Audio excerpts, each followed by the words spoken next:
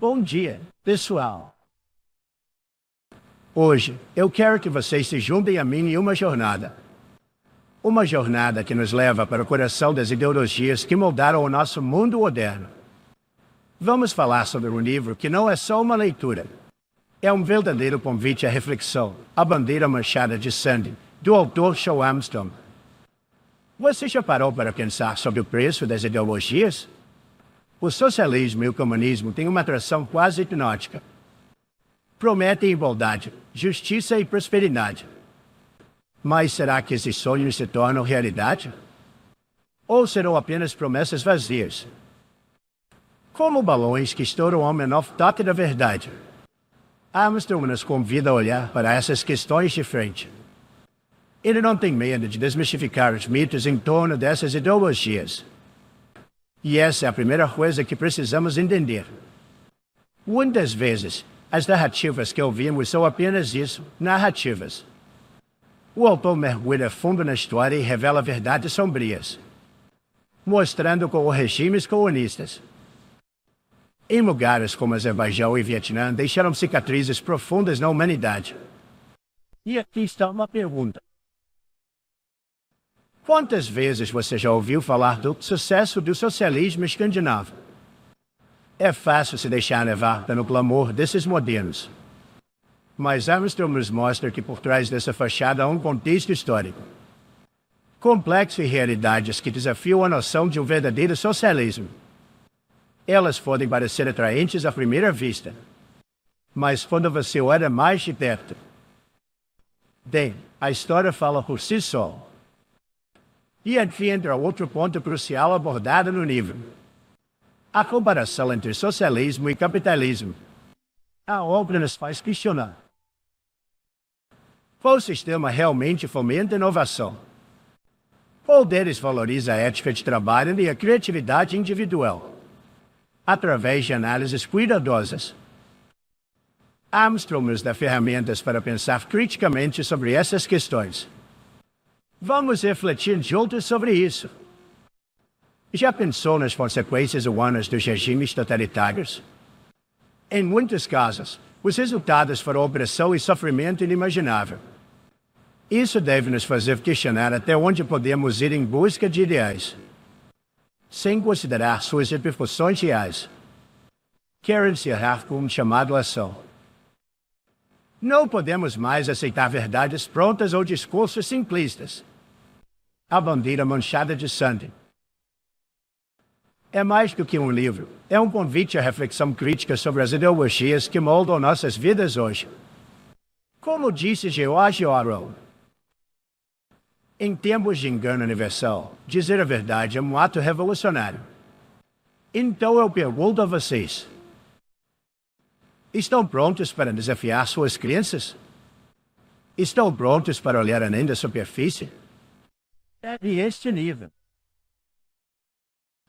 Mergulhe nas páginas dele e permita-se ser confrontado pelas verdades incômodas que ele traz à tona. Vamos juntos iluminar nossas mentes e inspirar mudanças.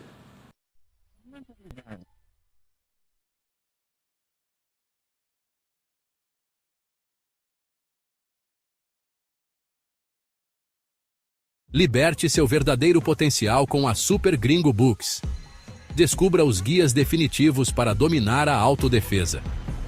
Nossa biblioteca completa de e-books é o seu portal para se tornar mais confiante e habilidoso, seja você um iniciante ou um mestre em artes marciais.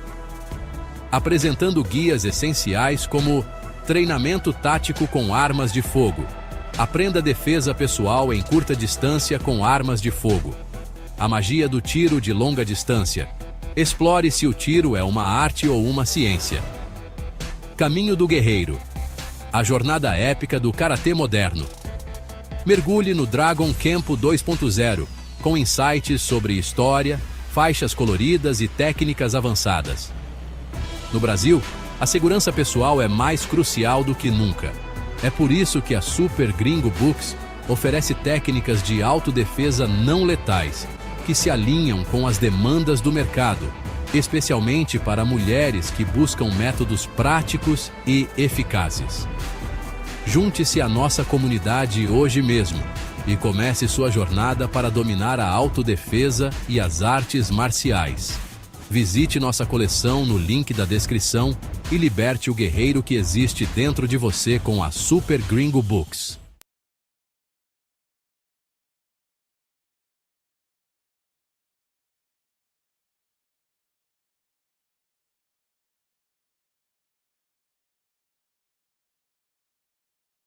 From Super Gringo Books. Have you ever wondered what it takes to protect the people who make headlines? What goes on behind the scenes when a high-profile individual steps out into the world? The answer lies in a world that is both fascinating and vital: executive protection today. I'm excited to introduce you to a remarkable book that dives deep into this multifaceted profession. From planning to execution, the multifaceted role of an executive protection specialist.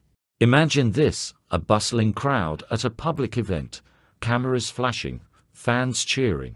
But lurking in the shadows are potential threats. Who ensures that these individuals remain safe? This is where executive protection specialists step in, guardians of peace amidst chaos. In Chapter 1, we peel back the curtain on what executive protection truly means. It's not just about muscles and gadgets, it's about understanding risk, planning meticulously, and executing with precision. These specialists are proactive warriors of safety. But what does it take to be successful in this field? In Chapter 2, we explore the essential skills needed for executive protection. Think of them as modern-day superheroes. They possess not only physical prowess, but also mental agility, a combination that allows them to navigate complex social networks and build relationships that matter. After all, trust is paramount when it comes to safeguarding lives. Now let's talk process. Chapter 3 takes us through the intricate dance of pre-event planning. Imagine conducting advanced surveys like detectives, piecing together clues. Establishing security protocols isn't just smart, it's essential for ensuring client safety. Yet with great power comes great responsibility. In Chapter 4, we delve into ethical considerations: how EP specialists must balance client privacy with necessary security measures. It's a delicate tightrope walk that requires transparency and trust. As we look ahead in Chapter 5, we see how technology reshapes this field every day. From drones to cybersecurity measures, the future of executive protection is evolving rapidly. Are you ready for these changes? In our journey through this book, we also cover critical areas such as legal considerations in Chapter 7, because knowledge is power. Understanding licensing requirements ensures that EP specialists operate within the law while maintaining their integrity. And let's not forget about attire. Chapter 8 highlights how clothing isn't just fashion, it's functionality. The right gear can mean the difference between success or failure during operations. Speaking of operations, Chapter 9 dives into motorcade strategies, where defensive driving meets tactical planning. It's like choreography on wheels. A well-executed plan ensures clients reach their destination safely. The true goal: risk mitigation, as highlighted in Chapter 11. Effective EP specialists focus on minimizing threats without confrontation, a skill set as nuanced as it is crucial. So why should you read From Planning to Execution? Because understanding executive protection isn't just for those wanting a career in security.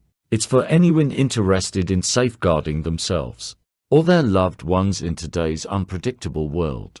I urge you all today, embrace knowledge. Whether you're a professional seeking insights or simply curious about how these guardians operate, this book is your gateway. And now I leave you with words from Sun Tzu: the greatest victory is that which requires no battle. Let this quote resonate as you consider how preparation and strategy can lead us toward safer tomorrows. So go ahead, grab your copy today for only $7.50 on Kindle or Google Play, or listen to the audiobook while you're on the move. Together let us elevate our understanding of executive protection, because safety begins with awareness and awareness leads to action.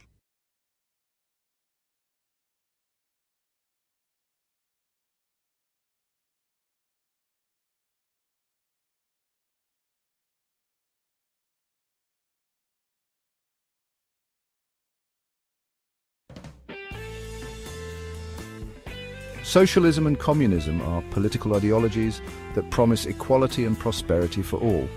They envision a world without poverty or exploitation, where resources are shared and everyone benefits. At the heart of these ideologies lies the idea of collective ownership, where the means of production are controlled by the state or the community as a whole, rather than by private individuals. This, in theory, is meant to prevent the accumulation of wealth in the hands of a few and ensure a fairer distribution of resources. However, the reality of socialism and communism has consistently fallen short of this utopian vision. Despite the good intentions that often motivate their proponents, these ideologies suffer from fundamental flaws that have led to disastrous consequences wherever they have been implemented. From the Soviet Union to China, from Cuba to Venezuela, the history of socialism and communism is littered with examples of economic collapse, political repression, and widespread human suffering. The allure of these ideologies lies in their promise of a more just and equitable society. They appeal to our innate sense of fairness and our desire to create a world where everyone has an equal opportunity to succeed. However, as we will see, the pursuit of these ideals through socialist and communist policies has often led to the very opposite of what they intended. Instead of equality, they have brought about widespread poverty and scarcity. Instead of liberation, they have resulted in tyranny and oppression. And instead of progress, they have stifled innovation and economic growth. The history of socialism and communism is inextricably linked with violence, oppression, and the suppression of individual rights. From the very beginning, these ideologies have relied on coercion and force to achieve their goals. The Bolshevik Revolution in Russia, for instance, ushered in an era of terror and brutality that claimed the lives of millions. Similarly, the communist regimes in China, Cambodia, and North Korea were responsible for some of the most horrific atrocities of the 20th century. These regimes, built on the idea of absolute state control, systematically eliminated any form of dissent or opposition. Individuals who dared to criticize the government or challenge the ruling ideology were silenced, imprisoned, or executed. The very notion of individual rights, freedom of speech, freedom of assembly, freedom of religion, was deemed incompatible with the collective good and ruthlessly suppressed. The human cost of these ideologies is staggering. Millions perished in gulags and labor camps, victims of forced collectivization, political purges, and deliberate starvation. The regimes that espoused these ideologies transformed their countries into giant prisons where fear and suspicion were the norm, and any semblance of individual freedom was extinguished. The blood-stained banner of socialism and communism stands as a stark reminder of the dangers of utopian ideologies that prioritize the collective over the individual. Proponents of socialism often point to the Scandinavian countries, Denmark, Sweden, Norway, as examples of successful socialist societies. They argue that these countries have achieved high levels of social welfare, economic equality, and overall well-being, while maintaining democratic institutions.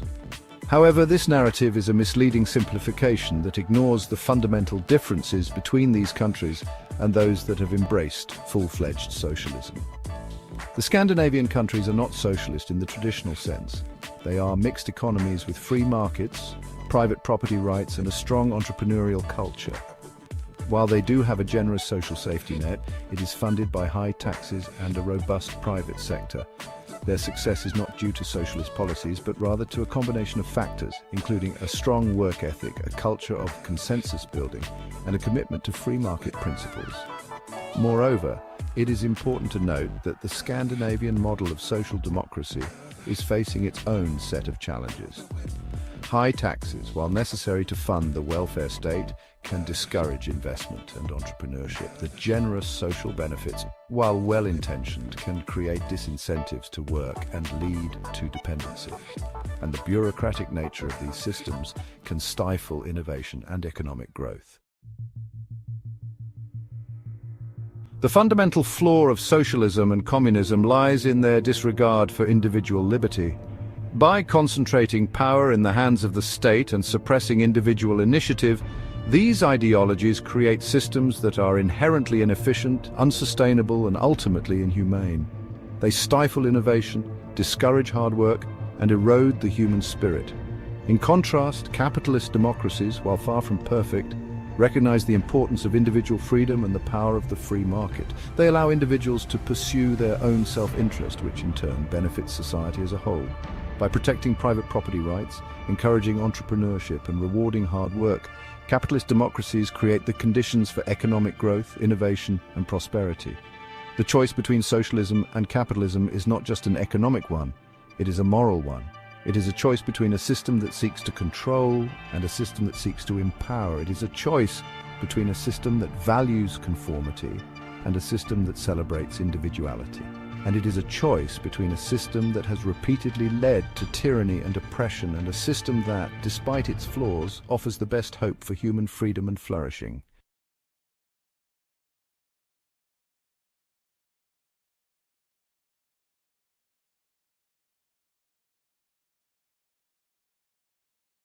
Introduction.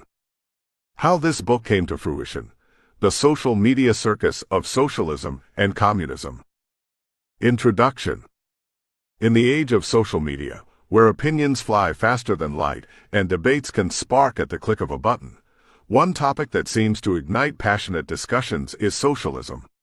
Every day, countless individuals take to platforms like Twitter, Facebook, and Instagram to extol the virtues of socialism, sometimes even communism.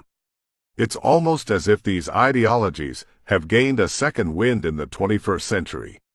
However, when I dive into conversations with these proponents, I'm met with a striking reality. There isn't a single successful example of socialism or communism anywhere on Earth that stands up to scrutiny. The purpose of this book is to unravel how these discussions often unfold, why they lead to heated exchanges, what I like to call bomb throwing, and ultimately culminate in a book that serves as a reminder not to repeat history's mistakes. The social media landscape. Picture this. You scroll through your feed and see post after post praising socialism as the savior for modern societal woes. It's easy for someone new to the conversation to get swept up in this wave of admiration, without fully understanding what socialism or communism entails. However, when I engage these individuals in dialogue, it quickly becomes apparent that many don't grasp the historical implications or outcomes of these ideologies. The first thing I often ask is for examples of successful socialist or communist states.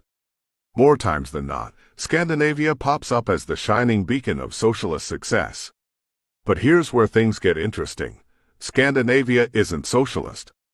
Sure, countries like Sweden and Norway have robust social welfare systems and high taxes, but they operate within a capitalist framework, one that promotes free markets alongside social safety nets. It's more akin to social democracy than pure socialism. The bomb throwing begins. Once I've dismantled their Scandinavian argument, which can feel like taking candy from a baby, opponents usually pivot toward vehement criticisms of capitalism itself. They launch into tirades about wealth inequality and corporate greed, points that do have merit but are often oversimplified. My response? Okay then, show me a successful communist or socialist example. This question usually leads them into an uncomfortable silence because, let's face it, there are no shining examples. Instead, they start hurling insults my way. This is what I refer to as bomb throwing. As they unleash their vitriol about my supposed ignorance or lack of compassion, the usual suspects, I respond by citing historical failures associated with their beloved ideologies. For every insult thrown my way, be it capitalist pig or out-of-touch elitist, I've got an extensive list ready. From the Soviet Union's catastrophic famines under Stalin's rule, to Venezuela's current economic collapse despite its oil wealth being mismanaged under Chávez's promises of equality. A cycle without end. What becomes evident during these exchanges is that rather than engaging in constructive dialogue about real-world implications and history lessons learned from past mistakes, many prefer retreating into emotional outbursts rather than acknowledging inconvenient truths about their cherished ideologies. As conversations devolve further into personal attacks, often fueled by frustration, I find myself compiling more evidence against socialism, communism's track record. This back and forth becomes less about winning an argument and more about documenting how history has repeatedly shown us what happens when idealistic dreams are put above practical realities. Conclusion: a call for reflection. By the time our discussion wraps up or spirals out of control, I've managed to gather enough material and personal anecdotes to piece together what would become this book. It serves not only as an exploration of failed ideologies, but also as a cautionary tale for those enamored with utopian dreams devoid of practical grounding. In conclusion, social media may amplify voices calling for socialism and communism daily. However, it's crucial we pause and reflect on history before embracing such paths again.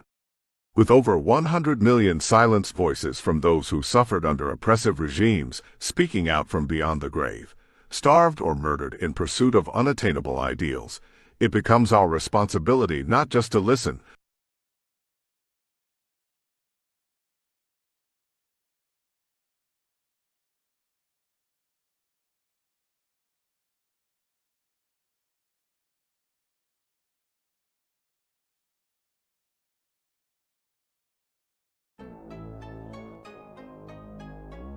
Barack Obama entered the White House on a wave of powerful words. He promised hope. He promised change. Millions of Americans believed him. They saw a new kind of leader, a leader who could heal divides, a leader who could restore America's promise. The country faced enormous challenges. A deep financial crisis was shaking the nation to its core. 2 long wars were still being fought overseas. People were scared. They were looking for a steady hand. They were looking for a savior. But what did we get? Did the reality match the rhetoric? We need to look past the speeches. We need to examine the actual policies. It's not about the person, it's about the results. How did his decisions affect your family? How did they affect your job? How did they affect your healthcare and your security? These are not partisan questions. They are American questions. They deserve honest answers. This essay will look at 4 key areas. We will examine the economy. We will look at foreign policy. We will discuss immigration, and we will unpack the signature law of his presidency, Obamacare. It is time to ask the hard questions. Many of his major initiatives were not passed by Congress. Instead, they were created through executive orders. Think about that. The Clean Power Plan, the DACA immigration program. These were not laws debated and passed by the people's representatives. They were decrees from the Oval Office. This made them fragile. It made them easy for the next president to erase. Was this a failure of leadership? Was it a refusal to engage in the hard work of politics? Or was it something else? Was it a belief that the president knew best, regardless of what Congress or the American people thought? We were told these policies would build a better future, but for whom? The slogans were inspiring. The reality, for many, was something very different. As we peel back the layers of his 8 years in office, a picture emerges. It is a picture of good intentions, mixed with policies that had serious negative consequences. Consequences that are still being felt today, on this day, August 23rd, 2025. We must look at this legacy with clear eyes. We must understand the true cost of hope and change. The Great Recession was a disaster. Millions lost their jobs, families lost their homes. The Obama administration responded with a massive stimulus package. We were told it would create shovel-ready jobs. We were told it would jumpstart the economy. But what happened? The recovery that followed was the slowest in modern American history. Unemployment remained stubbornly high for years. The national debt exploded. Where did all that money go? Did it go to creating lasting jobs for American workers? Or did it go to funding government programs and priorities that did little for the average family? Look at the numbers. The labor force participation rate fell. This means millions of Americans simply gave up looking for work. They were not counted as unemployed, but they were certainly not working. This hid the true state of the economy. At the same time, the number of people on welfare and food stamps grew significantly. Instead of creating opportunity, the government created dependency. Is that a real recovery? Is a nation where more people rely on government handouts a stronger nation? These policies didn't just fail to fix the economy quickly, they changed the very relationship between the citizen and the state. And what about our military? While the government spent billions on stimulus, it made cuts elsewhere. The administration proposed cuts to military pensions and benefits. These are the men and women who risk their lives for our freedom. They were asked to sacrifice more. At the same time, the government was expanding its own size and scope. This sends a clear message about priorities. It tells you what the administration truly valued. Was it the soldier who defends our nation, or was it the bureaucrat who administers a government program? The choices made during this time speak volumes. The story of the Obama economy is not one of a robust comeback. It's a story of a slow, painful crawl, a crawl that left many people behind. It was a recovery for Wall Street, but not for Main Street. It was a recovery for government, but not for the private sector worker. The promise was a revived American dream. The reality was a diminished sense of opportunity and an increased reliance on the government. For countless American families, the economic policies of the Obama years were not a solution. They were part of the problem. President Obama promised to restore America's standing in the world. He promised a new era of engagement and diplomacy. He was even awarded a Nobel Peace Prize just months into his first term, but what did his foreign policy of leading from behind actually produce? Look at the world he left behind. It was not a more stable or peaceful place. In many regions, it was far more dangerous. His decisions created power vacuums, and those vacuums were filled by our enemies. This was not a consequence of bad luck. It was a consequence of a flawed worldview. Consider Libya.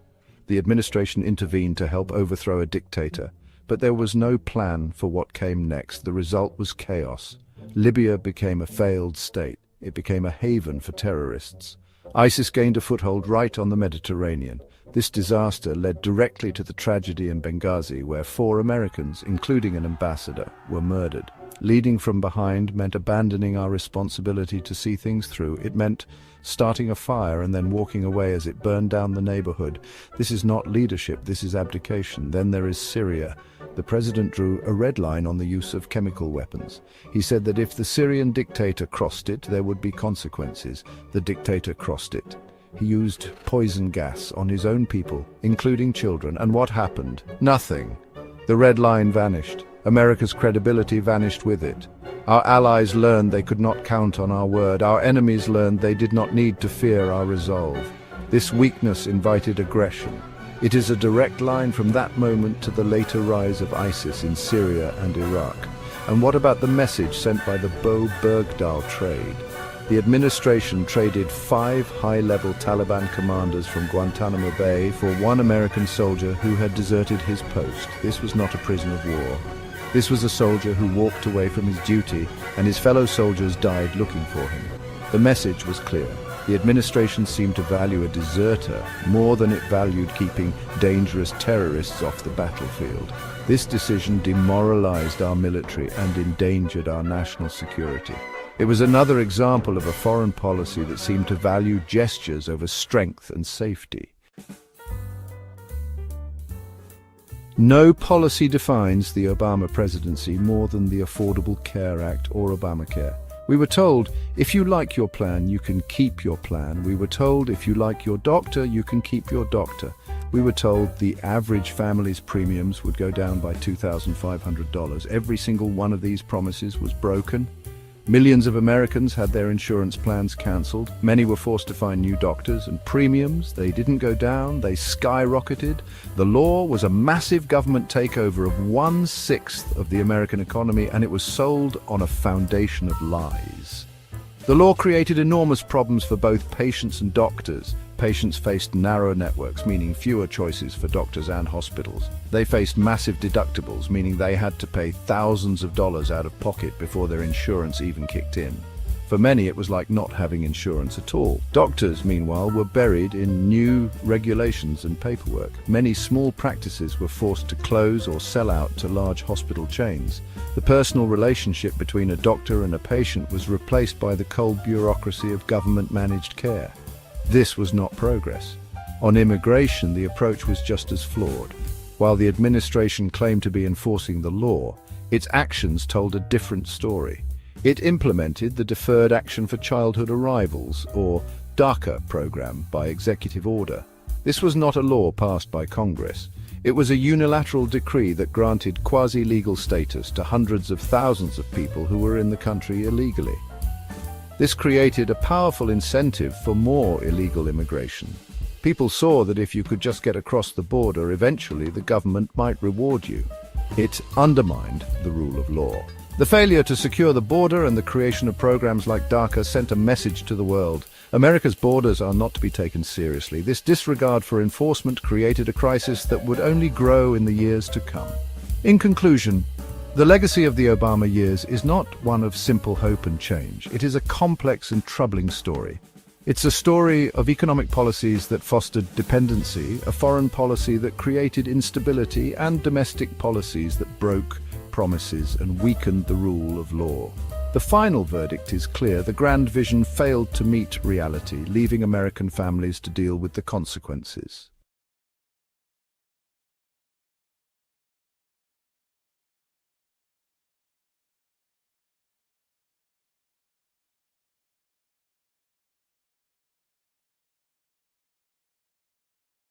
Olá, hoje a gente vai mergulhar num mundo bem discreto, né? Mas, assim, de altíssimo risco. O da proteção de figuras importantes. Pensa aí. CEOs, celebridades, políticos.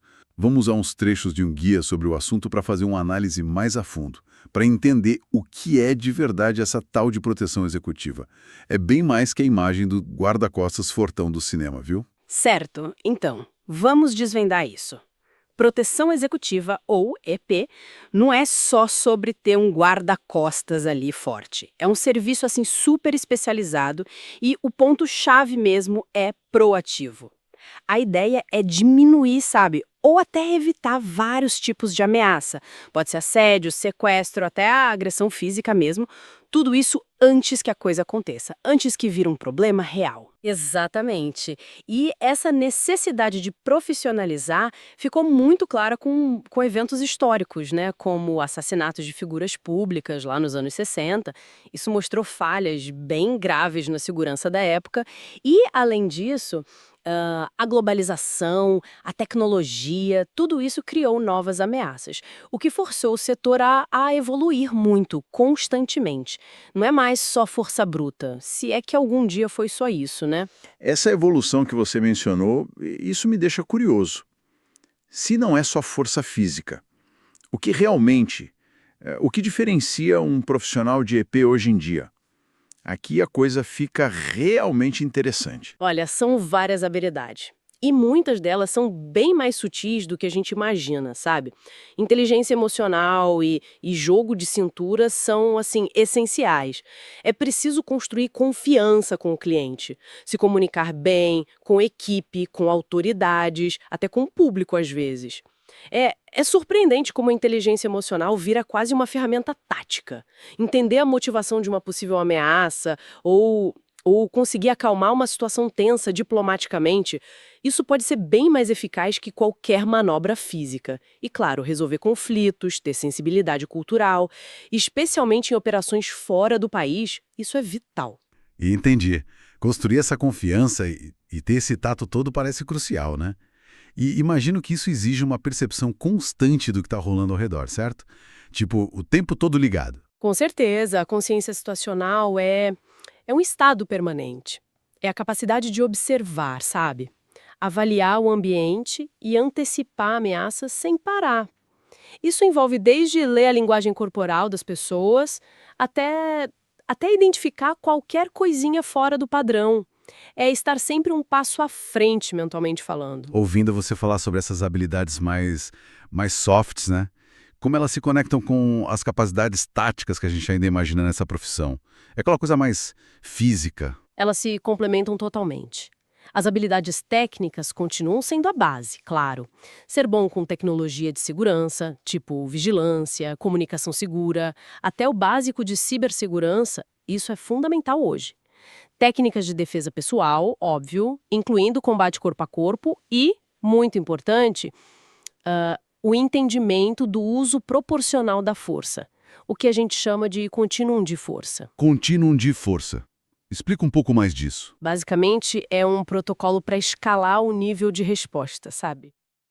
Começa com a simples presença física, aí vai subindo. Comando verbal, controle físico leve, técnicas mais fortes, até, em último caso, força letal. Mas a ideia é usar só o estritamente necessário para controlar a situação. E não dá para esquecer da direção defensiva avançada. Manobras como os J-turns, aquela inversão rápida de sentido em lugares apertados, podem ser a diferença entre escapar ou não de uma emboscada, por exemplo. E por fim, talvez o mais difícil, a resiliência psicológica. Lidar com esse estresse contínuo, tomar decisões rápidas sob pressão, isso exige um preparo mental enorme. Nossa, manter esse nível de alerta o tempo todo deve ser incrivelmente desgastante. E como é que tudo isso funciona na prática, no dia a dia? Como se prepara uma operação dessa? O planejamento minucioso é a chave de tudo.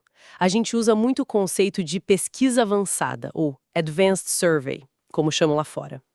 Antes do cliente sequer pisar em qualquer lugar, seja na própria casa, no escritório, no restaurante, local de evento, a equipe vai lá antes e faz uma varredura completa.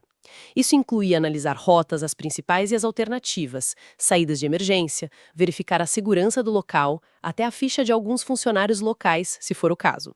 E, claro, criar planos B, C, para tudo que possa dar errado. Entendi. É um trabalho prévio gigantesco. E durante os deslocamentos, como funciona essa proteção mais visível, digamos? Aí entram as formações táticas. Tem a formação em diamante, em V. São usadas para proteger o cliente enquanto ele caminha, sabe? A formação se adapta ao ambiente e ao nível de risco que a gente percebe. E o equipamento?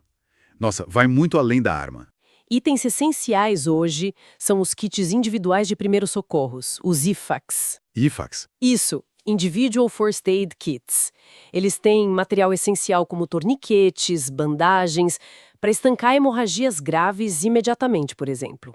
Tecnologia de comunicação segura, claro, é vital, e às vezes tem umas coisas inesperadas que ajudam muito, tipo uma simples cunha de porta tática para bloquear uma porta rapidinho, ou uma corda resistente, tipo 550 cord, pode ser útil numa emergência. Imagino. E carregar tudo isso discretamente já deve ser uma habilidade por si só. Com certeza. Falando em desafios, quais são aqueles menos óbvios? Aqueles que não costumam aparecer nos filmes de ação, sabe? Um dos maiores é a rapidez com que as ameaças mudam. Elas evoluem sem parar. Hoje, por exemplo, as ameaças digitais, tipo doxing, que é quando expõem dados privados da pessoa online, ou a engenharia social, que é manipular pessoas para conseguir acesso ou informação. Isso é tão perigoso quanto um ataque físico hoje em dia. E tem também os riscos internos, né? Que vêm de pessoas próximas ao protegido. Isso é bem complicado. Isso levanta umas questões éticas bem complexas, imagino eu. Como é que se equilibra essa busca pela segurança total com a privacidade da pessoa que está sendo protegida? Esse é um dilema constante. É central na profissão, especialmente com o uso de tecnologia de vigilância, né? Onde que a gente traça a linha? Manter a confidencialidade do cliente versus o dever de proteger, às vezes até contra decisões do próprio cliente. Isso gera situações bem delicadas. E tudo isso dentro de um emaranhado de leis sobre uso da força, privacidade e vigilância, que mudam drasticamente de um país para outro. Navegar nisso exige conhecimento jurídico e um código de ética profissional muito forte. Sem falar no impacto que o estresse crônico, essa hipervigilância constante, tem na saúde mental dos próprios agentes. É pesado. Uau! Considerando tudo isso que a gente conversou, fica muito claro que a proteção executiva moderna é muito mais sofisticada do que parece à primeira vista. É uma combinação complexa de, estratégia quase militar, com psicologia aplicada, tecnologia de ponta e uma execução tática impecável. Exatamente. E olhando para o futuro, sabe, a grande questão que vai definir a próxima evolução do setor é essa.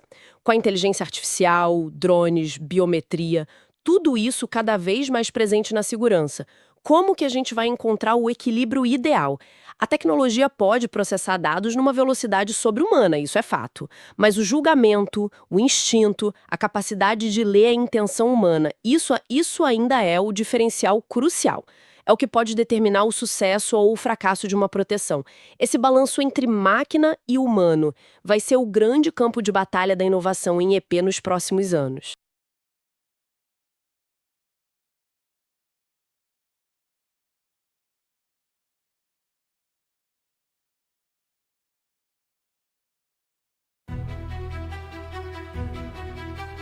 Bom dia, senhoras e senhores. Hoje, convido vocês a embarcar em uma jornada fascinante. Uma jornada que transcende o ordinário e nos leva ao desconhecido. Você já sentiu aquele arrepio na nuca ao entrar em um lugar desconhecido? Pausa dramática, prepare-se para desvendar os mistérios do sobrenatural. Apresentamos Super Gringo e Sean Armstrong, Sussurros do Além.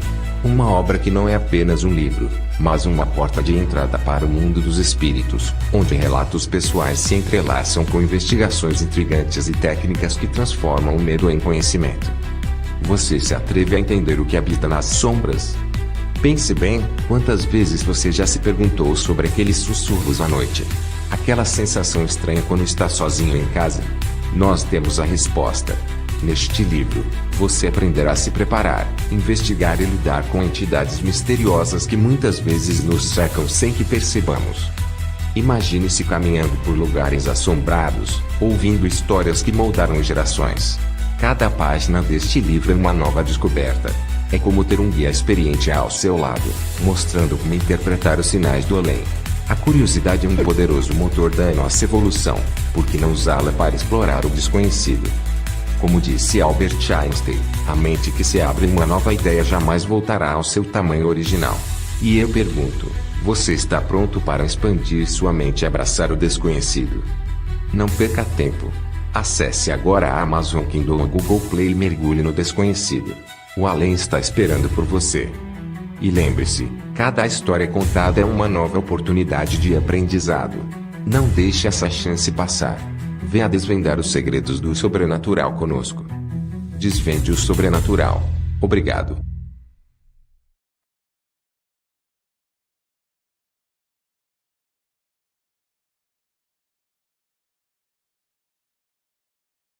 Why is socialism, as an economic system, inherently inefficient? Introduction. Socialism, as an economic system, has been a subject of intense debate among economists.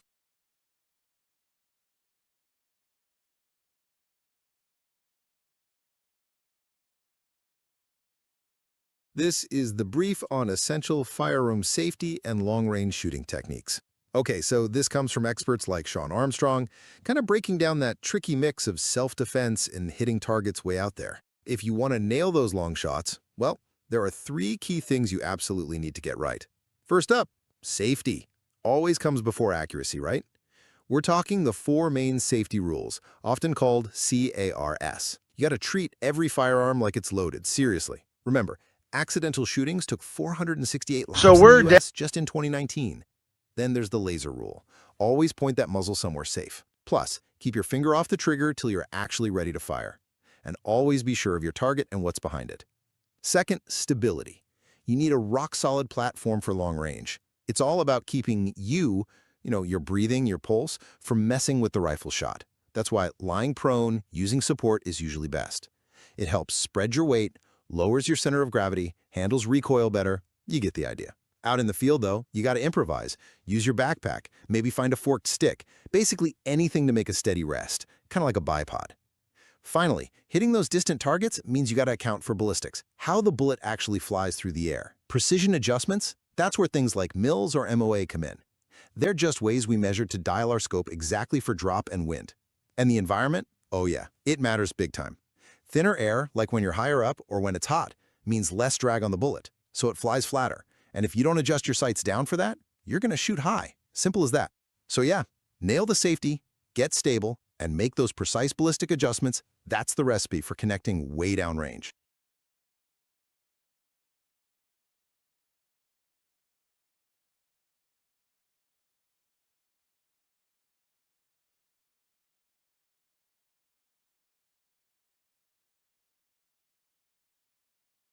This is the brief on a critical analysis of the Obama presidency. So, this source material, it's basically drawn from a document that takes a pretty negative view of President Obama's administration, right? It looks at controversies across the economy, foreign policy, and healthcare. First up, let's talk domestic economic impacts. The analysis actually used this thing called the Obama failometer, where a score of 1,000 means total failure. And get this, it recorded 1,156. Black unemployment was really highlighted as a major issue, noting rates were higher every month compared to any month under President Bush. And importantly, the civilian labor force participation rate, it fell sharply to just 63.5%, meaning fewer people were either working or even looking for work compared to the Bush years. Second, moving over to foreign policy and military readiness. The doc argues that national defense cuts proposed back then were, well, dangerous, kind of weakening the U.S. military's ability to handle multiple threats. Also, changes made in 2009-2010 to the rules of engagement in Afghanistan, the guidelines for when troops can use force, reportedly made troops hesitate, and sadly, American casualties more than doubled. And it mentions that controversial exchange of Army Sergeant Bo Bergdahl for 5 senior Taliban commanders. Finally, let's touch on Obamacare's financial and access issues. The estimated cost of the Affordable Care Act, the ACA, it just jumped dramatically to $2.6 trillion over 10 years.